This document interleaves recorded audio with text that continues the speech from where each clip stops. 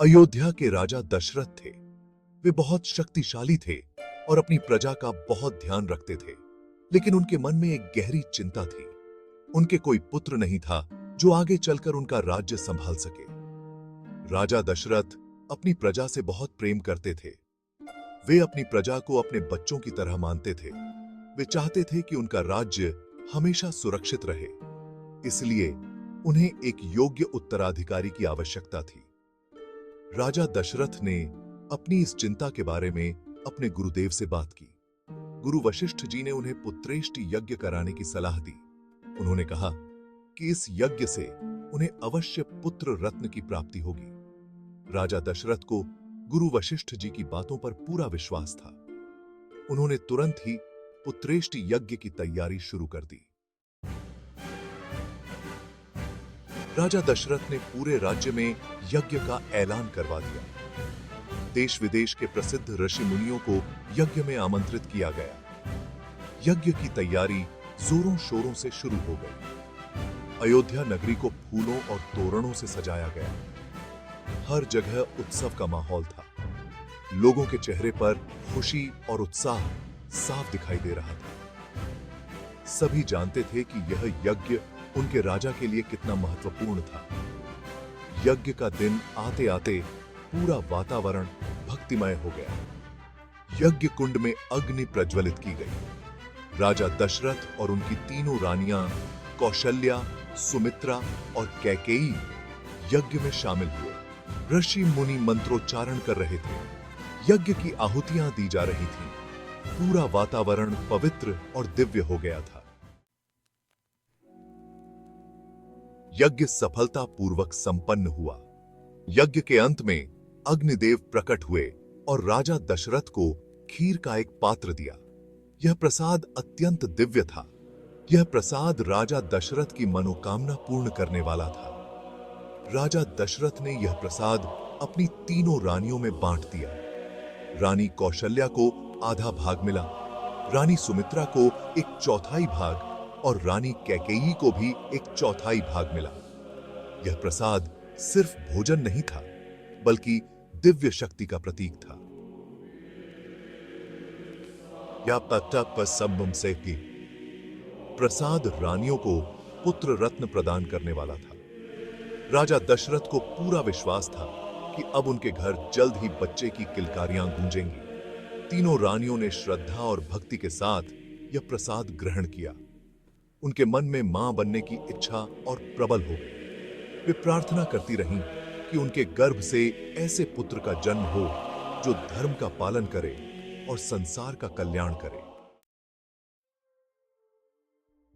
नवमी के दिन दोपहर के समय रानी कौशल्या के गर्भ से एक दिव्य बालक का जन्म हुआ।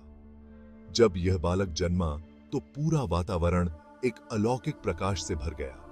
ऐसा लग रहा था मानो स्वर्ग से देवता इस शुभ घड़ी के साक्षी बनने धरती पर उतर आए हों। यह बालक कोई और नहीं बल्कि स्वयं भगवान विष्णु के अवतार श्री राम थे। श्री राम का जन्म धर्म की स्थापना और अधर्म के नाश के लिए हुआ था। उनके जन्म से ही संसार में एक नई आशा का संचार हुआ। राजा दशरथ की खुशी का ठिकाना न रहा। उनकी आंखों से खुशी के आंसू बह रहे थे। उन्होंने अपने पुत्र को गोद में उठाया और प्यार से दुलार किया। पूरी अयोध्या नगरी में खुशियां मनाई जा रही थीं। श्री राम के जन्म की खबर आग की तरह पूरे राज्य में फैल गई। लोगों के चेहरे खुशी से खिल उठे। हर कोई राजमहल पहुंचकर बालक राम के दर्शन करना चाहता था। राजा दशरथ ने अपने पुत्र के जन्म की खुशी में पूरे राज्य में उत्सव मनाने का ऐलान किया। गरीबों को दान दिया गया, बंदियों को मुक्त कर दिया गया। हर घर में मिठाइयां बांटी गईं। अयोध्या नगरी को दुल्हन की तरह सजाया गया। घर घर दीप जलाए गए। बाजारों को रंग बिरंगी लाइटों से सजाया गया। लोग एक दूसरे को बधाई दे रहे थे। ऐसा लग रहा था मानो पूरी अयोध्या नगरी खुशी से झूम उठी हो। कुछ समय बाद रानी सुमित्रा ने 2 पुत्रों को जन्म दिया। उनके नाम लक्ष्मण और शत्रुघ्न रखे गए। रानी कैकेयी ने भी एक पुत्र को जन्म दिया, जिसका नाम भरत रखा गया। चारों भाई एक साथ पले बढ़े। चारों भाइयों में अटूट प्रेम था। राम सबसे बड़े थे और तीनों भाइयों का बहुत ख्याल रखते थे। लक्ष्मण राम के प्रति अगाध प्रेम रखते थे। वे हमेशा राम की सेवा में तत्पर रहते थे। भरत और शत्रुघ्न भी राम का बहुत सम्मान करते थे। चारों राजकुमार रूप और गुणों में अद्वितीय थे। राम शौर्य, पराक्रम और धर्मनिष्ठा के प्रतीक थे। लक्ष्मण अपनी भक्ति और शूरवीरता के लिए जाने जाते थे। भरत अपनी न्यायप्रियता और शासन क्षमता के लिए प्रसिद्ध थे। शत्रुघ्न अपनी वीरता और पराक्रम के लिए विख्यात थे। चारों राजकुमारों की शिक्षा दीक्षा का भार गुरु वशिष्ठ जी को सौंपा गया। गुरु वशिष्ठ जी ने बड़े ही प्यार और स्नेह से चारों राजकुमारों को शिक्षित किया। उन्होंने राजकुमारों को वेद, उपनिषद, धनुर्विद्या, राजनीति और युद्ध कला में निपुण बनाया। गुरु वशिष्ठ जी ने राजकुमारों को बताया कि एक राजा का कर्तव्य सिर्फ युद्ध करना और राज्य का विस्तार करना नहीं होता, बल्कि अपनी प्रजा की रक्षा करना और धर्म का पालन करना भी होता। उन्होंने राजकुमारों को सदाचार, न्याय, दया, क्षमा और सत्यनिष्ठा का पाठ पढ़ाया। उन्होंने बताया कि एक सच्चा राजा वही होता है जो अपनी प्रजा को अपने बच्चों की तरह प्यार करता है और उनकी रक्षा करता है। राजकुमार राम गुरु वशिष्ठ जी की सभी शिक्षाओं को ध्यान से सुनते थे और उनका पालन करते थे। वे बचपन से ही धर्मपरायण, न्यायप्रिय और दयालु थे। चारों भाई एक दूसरे से बहुत प्यार करते थे। उनका प्रेम अटूट था। वे हमेशा एक दूसरे के साथ खेलते, खाते और पढ़ते थे।